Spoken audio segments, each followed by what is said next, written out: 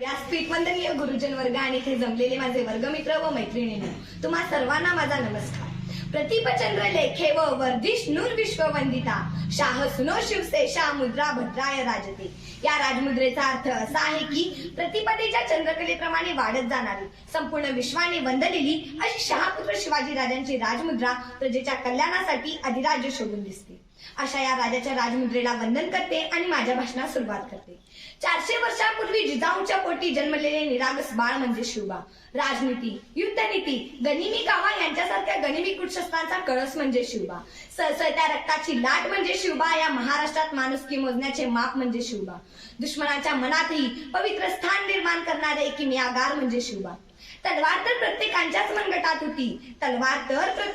मनगटात होती, पण स्वराज्य स्थापन करण्याचे छाप फक्त आणि फक्त शिवरायांच्याच रक्तात होती. छत्रपती शिवाजी महाराज हे 3 शब्द उच्चारले की सर्करंगावर काटा उभा राहतो. या महाराष्ट्रातच नाही, भारत देशातच नाही, तर संपूर्ण विश्वात अतुलनीय, अद्वितीय, अलौकिक असा दुसरा शिवाजी राजा सापडणं अवघड आहे. जगातल्या साहसी, पराक्रमी आणि सफल अशा राजांमध्ये शिवाजी राजांचा समावेश करावाच लागेल.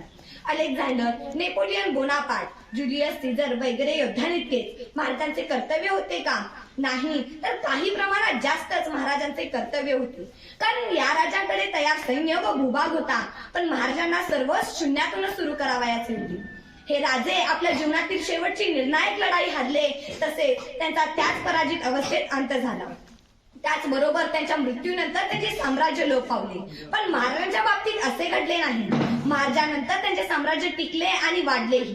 शिवाजी महाराज एक युग पुरुष होते. त्यांनी अनेक नव्या गोष्टी सुरू केल्या.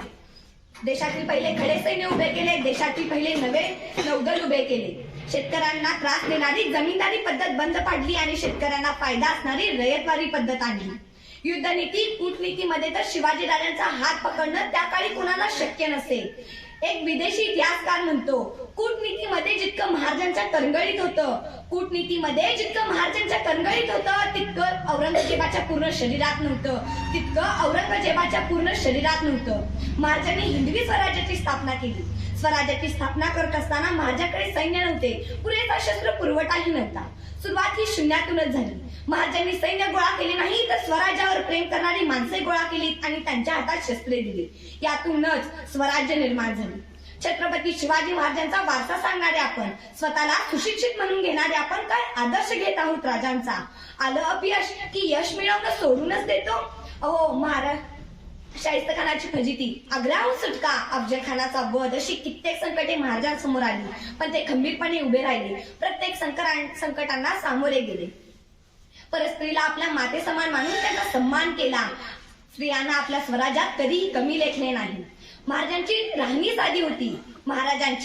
साधी होती, पण विचारसरणी उच्च होती. स्त्रियांचा, परधर्माचा, परधर्मस्थळांचा, परधर्म ग्रंथांचा आदर करणे ही याचीच उदाहरणे आहेत.